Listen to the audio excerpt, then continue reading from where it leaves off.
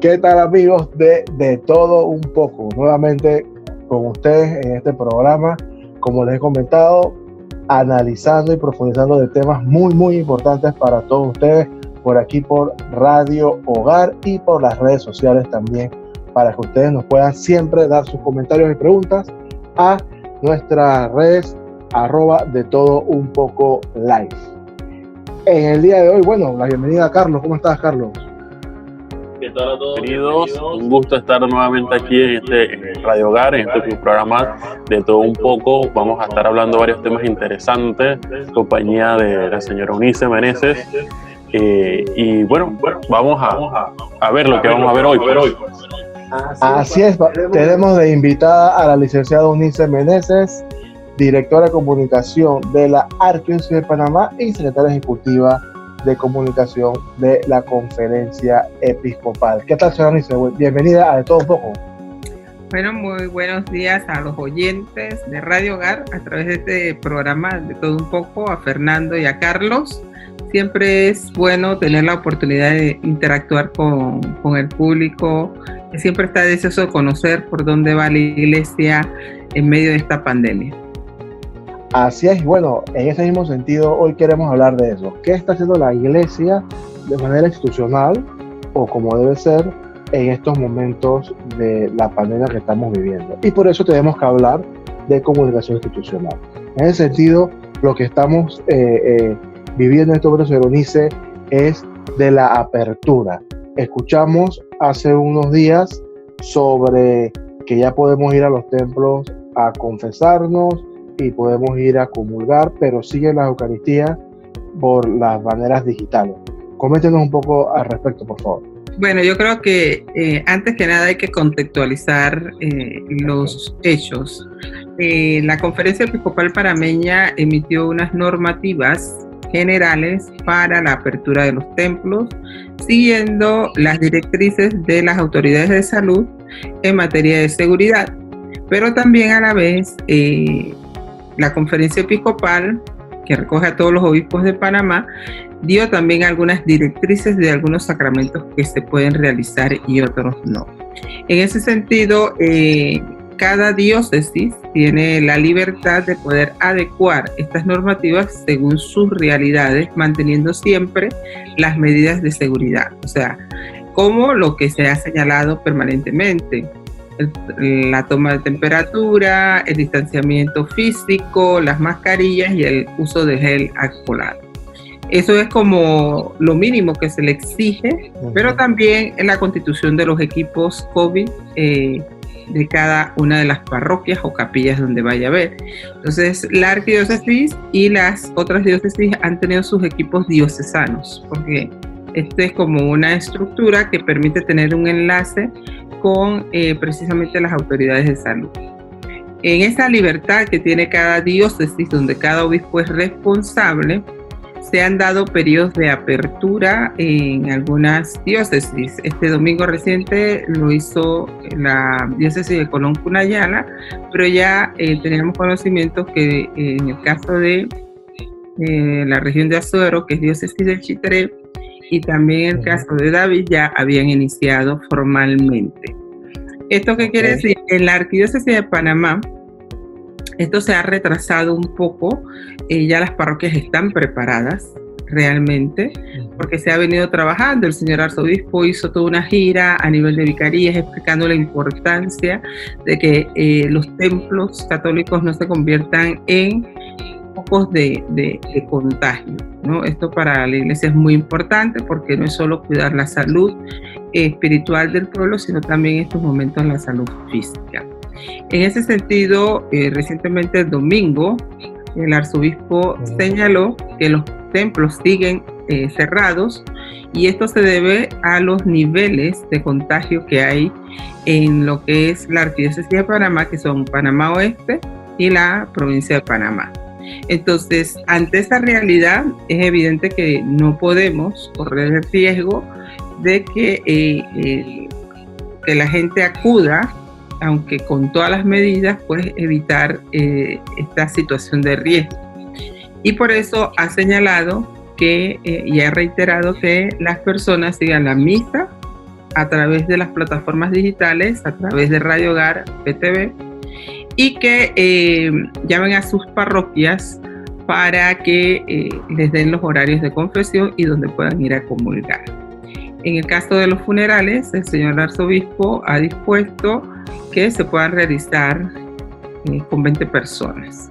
Esto es manteniendo evidentemente todas las medidas de seguridad. Ok, entonces, para resumir, obviamente la estructura de la iglesia la conocemos y la repetimos a los radioescuchas, son por diócesis, arquidiócesis, y cada obispo tiene su decisión en su responsabilidad en cada lugar. Entonces, lo que no es arquidiócesis, ya ellos podrían de alguna manera, y algunos ya están abriendo al público con sus respectivos lineamientos de salubridad que deberían tener.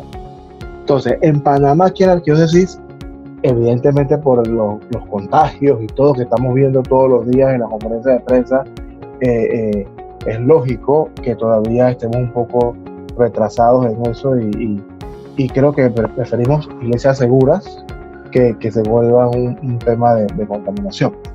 En ese sentido, para confirmar, a nivel de comunicación, cada parroquia o cada feligres debería contactarse con cada parroquia para saber a qué hora puede ir a comulgar o las confesiones. ¿Sería algo más o menos así? Sí, mira, en esto de la pandemia también ha sido una oportunidad para que la iglesia replantee el trabajo a nivel comunicacional. Poco a poco hemos ido fortaleciendo la creación de equipos de parroquias, incluso a nivel de las diócesis, porque esto es un elemento muy importante, el poder, por un lado, explicarle a la gente estas normativas, las decisiones que se toman a nivel de diócesis, y también cómo esto se va adecuando de acuerdo a los procesos también que se va realizando a nivel de la evolución de la pandemia en el país. Para eso necesitamos tener, como decir, una red de comunicadores que permitan permear la información.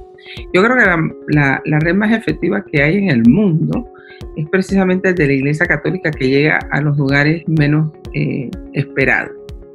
Y esto nos permite a nosotros pues tener mayor incidencia a nivel comunicacional.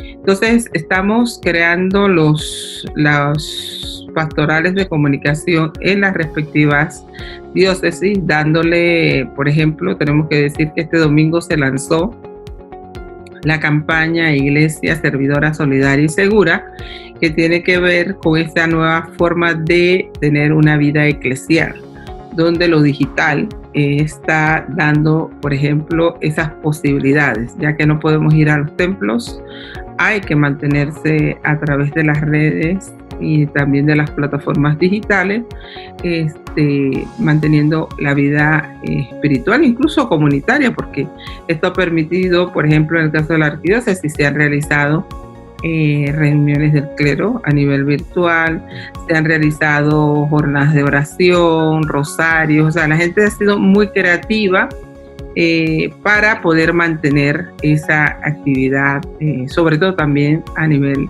solidario, ¿no? De esa ayuda a la gente, cómo se puede estar organizando. Entonces, eso nos ha permitido tener una estructura de comunicación que poco a poco se va consolidando, sobre todo aquí en la Arquidiócesis de Panamá, pero también estas personas hay que darle directrices de asesoramiento en materia de comunicación institucional, porque antes cada uno pues iba haciendo sus iniciativas que eran válidas, pero ahora el mundo tiende a tener una articulación que permita incidir más efectivamente en la población, con mensajes claros y que puedan ser también claramente y evidentemente identificados. Entonces ahí es donde entran las directrices a nivel de políticas de comunicación. Que las parroquias entiendan que toda comunicación oficial fluye desde las conferencias o cada una de sus diócesis y que deben ser replicadas íntegramente para que la gente pueda conocer qué está pensando, qué está haciendo la iglesia en un momento determinado. También el de darle identidad a esa comunicación, y por eso se ha hecho este lanzamiento de la campaña de una iglesia, ¿verdad?, servidora, solidaria y segura, que es parte de la identidad de la misma iglesia y que ahora cobra mayor vigencia. Así es, y creo que es muy, muy importante eso, porque estamos llenos de estafadores, de fake news, de noticias falsas. Entonces es entender la iglesia como estructura, cómo se transmite la comunicación a través de la comunicación institucional por medio de del episcopal, la conferencia episcopal, arquidiócesis o diócesis y hasta de las parroquias. Carlos. Ese tema es bastante interesante, el tema de la comunicación institucional en las parroquias, porque de hecho los fieles tienen muchas dudas, ¿no?, de las informaciones concretas de los templos, porque lo que entiendo es que, por ejemplo, el tema de los horarios para confesiones o de comunión, pues cada parroquia va adaptando sus horarios, ¿no? Entonces de repente escuchamos informaciones que vienen del obispo o informaciones que vienen muy globales, pero hay que ver cómo se crean esos mecanismos para aterrizar esa información y que de verdad los fieles puedan acercarse a los sacramentos que se van a ir habilitando en la medida del tiempo, ¿no? Y el hecho de tema también de la creatividad que ha surgido en medio de los templos para transmitir las Eucaristías, los rosarios que comentaba la señora Eunice y otras actividades similares. Por ejemplo, hace pocos días el tema de la fiesta del Corpus Christi, que tenía un valor folclórico, por lo menos en Panamá, muy importante, el tema de las alfombras, que son muy famosas. Incluso el Ministerio de Cultura estuvo impulsando el tema de cómo rescatar estos temas a través de lo virtual, acercando un poco a la gente esa religiosidad popular, ¿no?, que se vive, y cómo no dejarlo pasar en medio de la pandemia, de la crisis, que esas cosas no las quiten, ¿no?, sino que podamos seguir viviendo nuestra fe de manera creativa en este mundo virtual, ¿no? Y si nos puede comentar un poco de eso, señor Eunice. Sí, mira, tú has tocado un aspecto bien interesante e importante, cómo cada vez nos vamos haciendo más creativos. Tenemos que decir una realidad. En la iglesia nos resistíamos de alguna manera a colocarnos en este continente digital, como lo llamó el Papa Benedicto XVI.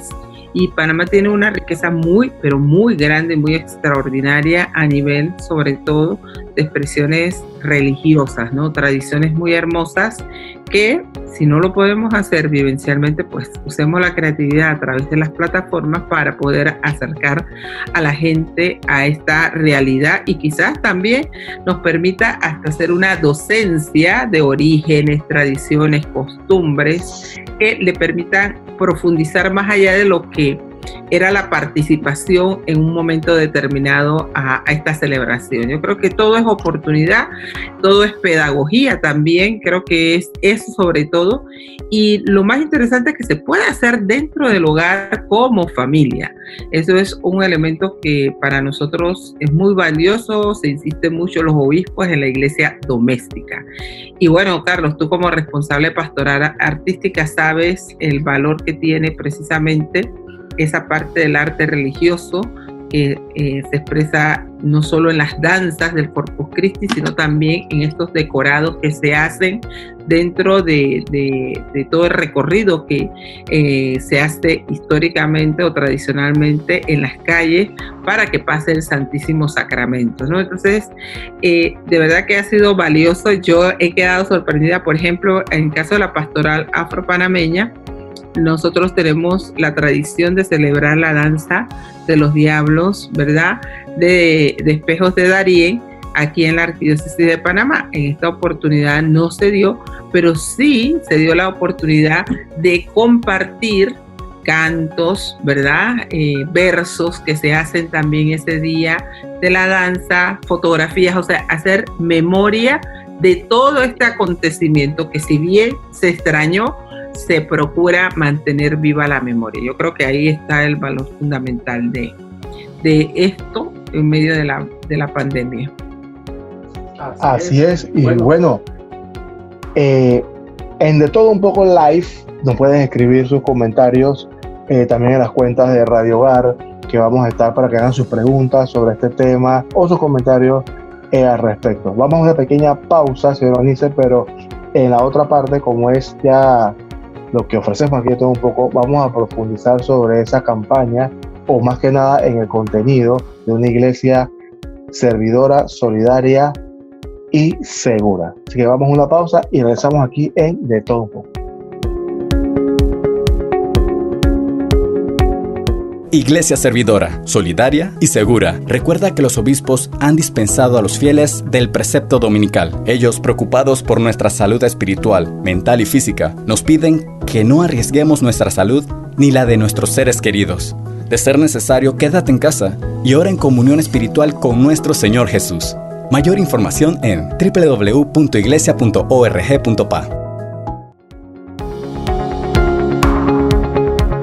Gracias por seguir en sintonía de Todo Un Poco y por seguirnos y escribirnos a @de Todo Un Poco Live. Señor Eunice, ya hemos hablado un poco sobre el tema de la justicia institucional y eso va a ser un tema que es dinámico, entendiendo que lo que está pasando en el país y en el mundo es algo que va cambiando y así cambiarán los procesos de la iglesia. Pero no podemos dejar de conversar con usted y aprovechar sobre el signo de los tiempos que estamos viviendo con esta pandemia y todo lo que implica a nivel de la iglesia como ser y como comunicación. Y eso creo que tiene que ver con la nueva campaña de la Iglesia Católica de una iglesia servidora, servidora y segura, ¿no? Solidaria y segura, que son tres palabras muy, muy profundas. Así que conversemos sobre ese tema. Sí, mira, realmente es lo que han venido expresando los obispos desde que inició esta pandemia. La necesidad de seguir sirviendo, esa disponibilidad, y así lo sostiene la campaña, como lo hizo la Virgen María, ¿verdad? Que siempre dijo sí al proyecto de Dios, no importaba las condiciones, sin miedo, a pesar de las adversidades. Yo creo que ahí es donde está la raíz, sobre todo también esa vena mariana que nos pone en disponibilidad en medio de la pandemia de ayudar al otro. La solidaridad, que evidentemente se traduce esa caridad, ¿verdad? Que no significa asistencialismo. La caridad, solidaridad, que dignifica a la persona. Sí, te estamos ayudando, porque ahora se ha dado un fenómeno. Los pobres son los más vulnerables frente a esta pandemia, pero ahora han surgido un nuevo sector que ha entrado en la vulnerabilidad. O sea, no le hace falta techo, pero sí le hace falta de recursos económicos, porque han quedado los dos sostenes de la iglesia, de la casa o de la iglesia doméstica, han quedado sin trabajo. Y eso evidentemente nos trae a un sector muy grande que ha quedado cesante y que también está buscando de alguna manera cómo sobrevivir en medio de esta pandemia, porque decía Monseñor Ulloa el domingo, que ahora o se decide morirse de hambre o se puede decidir morirse por el contagio de la pandemia, dependiendo de los niveles de vulnerabilidad que se tenga en esos momentos. Entonces, es una situación muy dura. Alguna gente se tiene que arriesgar, se está arriesgando, todos los que trabajan en salud, y esa gente también hay que brindarles solidaridad para que entiendan, primero, ¿por dónde partiría eso? Por mi compromiso de cuidarme, para no crear otro contagio más, porque cada persona contagiada hay que ver la cantidad de gente que pueda pues transmitirle el virus si no nos cuidamos. Y esa solidaridad también, como decíamos, de dignificar a las personas, porque no podemos permitir que sigamos en un paternalismo que no ayuda a dignificar al ser humano. Y segura, porque evidentemente, y así saben los obispos, que a mucha gente le duele no poder estar participando comunitariamente y presencialmente en los templos, en las celebraciones eucarísticas, etcétera, etcétera. Pero la iglesia tiene que garantizarle la seguridad a la gente en estos momentos. O sea, que sería que yo me contagié en un templo porque no he previsto, ¿verdad? No solo las medidas de seguridad, sino que también el entorno. En eso el arzobispo, cuando estuvo con los sacerdotes, les dijo: ustedes, si bien estas normativas, si yo digo hoy se abren los templos, si usted ve las circunstancias de su parroquia, que hay más brotes, que la situación no está, usted tiene la libertad de decir no cierro por estas razones, ¿no? Siempre hay que dar razones a las personas por qué. Claro. Hay un sector siempre que está señalando que cuál es el miedo, que lo primero está Dios, pero Dios nos dio inteligencia, Dios nos dio la capacidad de razonar para saber, ¿verdad?, cuándo es tomar decisiones prudentes. Y en eso los obispos han sido muy sabios, que dependiendo de sus condiciones, de acuerdo a las realidades, pues se abren los templos o no. Claro, y en eso volvemos al tema de solidaridad y de servicio.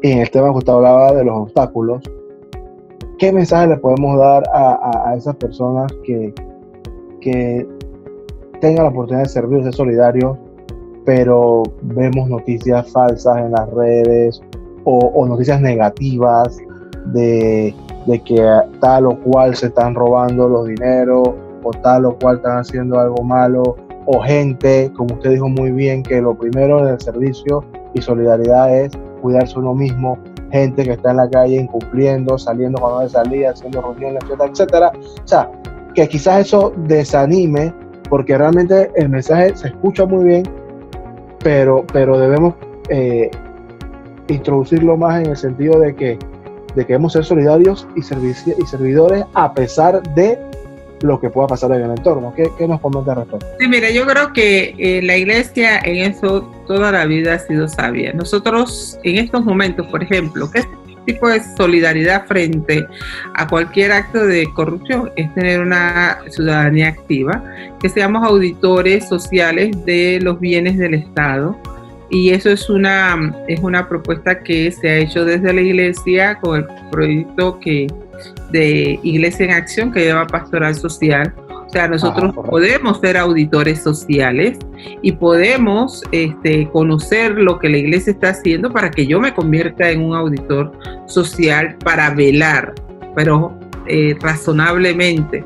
O sea, no porque este partido no es el mío o no, sino que con honestidad, con responsabilidad patriótica, yo diga, esto aquí no está funcionando bien, tengo las pruebas, lo denuncio, porque hay un formulario para denunciarlo. Más adelante tenemos una campaña para ir explicando todo esto, cómo yo me puedo convertir en un auditor social y cuáles son los mecanismos que utilizo y qué tan efectivos pueden ser esos mecanismos para que realmente los bienes del Estado cumplan para lo que está hecho en estos momentos a través del programa Panamá Solidario. Esas son las cosas que nosotros tenemos que ir conociendo y que nos va a permitir precisamente la comunicación institucional, porque ahora todo esto va a bajar a las parroquias, va a bajar a las diócesis y a los movimientos para que realmente todos hablemos un solo lenguaje y caminemos hacia donde la Iglesia quiere en este momento de la historia. Sí, cuando hablaba yo del signo de los tiempos, quizá la palabra es muy fuerte, de que el fin del mundo, pero realmente es el fin del mundo como lo conocemos. Ahora usted ha dicho muchas cosas que el mundo ha cambiado. Entonces, en ese sentido, tenemos que cambiar nosotros también o adaptarnos a esto. En ese sentido, un mensaje en ese sentido espiritual a todas las personas que nos ven, que nos escuchan, en el tema de que me toca adecuar a ver la Eucaristía por las plataformas digitales o por el FTV o por Radio Hogar. Me toca adecuar a no comulgar. Bueno, ahora ya se abrió para comulgar. Y esas adecuaciones y cómo debo yo orar o hacer para poder mantener ese enriquecimiento, ¿no?, espiritual, o esa vida espiritual dentro del confinamiento, que no es sencillo. Los que tienen que salir, como usted dice, a arriesgarse. Entonces, ¿cómo llevar ese equilibrio, no? Y sería bueno que nos comentara sobre eso. Mire, yo creo que para quienes tenemos fe siempre ha sido para nosotros La fortaleza es la confianza en Dios. Si tú confías realmente en Dios, a pesar de todas las adversidades, y ahí está la historia de Job, ¿verdad? Claro. Nosotros vamos a poder salir adelante. Los signos de los tiempos es leer precisamente qué quiere Dios de mí en estos momentos. Y por eso el lema de esta campaña de Iglesia, ¿verdad? Servidora, solidaria y segura, es cómo cada uno desde nuestra realidad puede aportar a eso, a ser un mejor ciudadano. Monseñor habla mucho de volver a la esencialidad. O sea, ¿qué es lo importante? Quizás nosotros estamos viviendo en que a pesar de que no teníamos recursos, compramos aquellas cosas, nos hipotecábamos, etcétera, etcétera. Ahora todo tiene que revertirse. Yo hablaba incluso ayer de que quizás volvamos al trueque, ¿no? ¿Qué es lo que tú tienes? E intercambiamos porque no hay recursos, ¿cierto? Hasta eso vamos a poder. Y qué bueno, porque al final nosotros vamos a descubrir qué es lo importante, qué es lo que a mí me hace feliz. ¿Son las cosas materiales o son aquellas cosas que me hacen crecer como persona, que me hacen expresar el amor a la gente que tengo a mi alrededor, independientemente si los conozco o no? Esa humanización que nos hace falta. Antes de la pandemia, nuestro mundo no era el mejor mundo. Tenemos que reconocerlo. Esto es un par y significa que hay que volver a reflexionar seria y profundamente de que las cosas materiales no tienen el valor que nosotros les habíamos dado, casi el centro de la vida. No hago esto porque no tengo suficiente dinero. No tengo hijos porque necesito tener todo para que los hijos. No me caso porque tengo que tener X cantidad de dinero. O sea, porque ponemos el recurso económico, lo material primero que esta expresión de amor. O sea, ¿por qué quiero hacer esto? Si me quiero casar, ¿por qué me quiero casar? Es porque amo a una persona. Si quiero tener hijos, es porque es la expresión del amor de la persona, no por lo otro. Pero todo lo hemos revertido.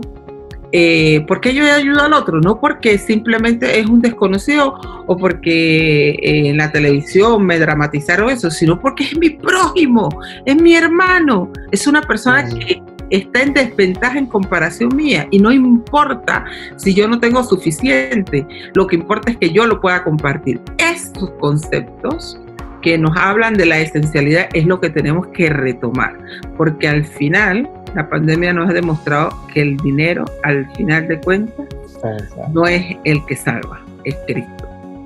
Amén. Interesante, Carlos. Oye, de verdad que ha sido bastante interesante lo que hemos compartido en este programa de hoy. De verdad que el tiempo se ha ido volando, porque de verdad que ha sido bien interesante todo lo que hemos visto, el tema de la comunicación eclesial, el tema de cómo la creatividad nos ha llevado a acercarnos nuevamente a lo esencial, probablemente, ¿no? A descubrir todo este tema, ¿no? Así que de verdad, gracias, señor Eunice, por compartir con nosotros esta tarde. Fernando. Así es, bueno, gracias, señor Eunice, y bueno, vamos a seguir consultándola en este programa de todo un poco, porque hay muchos temas que debemos ir abordando desde la comunicación institucional y de temas eclesiales. Así que muchas gracias por su participación, señor Eunice. Sus palabras finales a los radios. Sí, bueno, gracias a ustedes, animarlos a que sigan con este programa, ¿verdad? De todo un poco, que nos permite eso, abrir una ventana más para entrar en un dinamismo también con los oyentes de Radio Hogar y de alguna manera pues nos ayude también a enriquecernos a nosotros. Listo, así que gracias por la sintonía a todos ustedes y recuerden sus comentarios a @detodounpocolive. Nos vemos hasta la próxima edición. Saludos.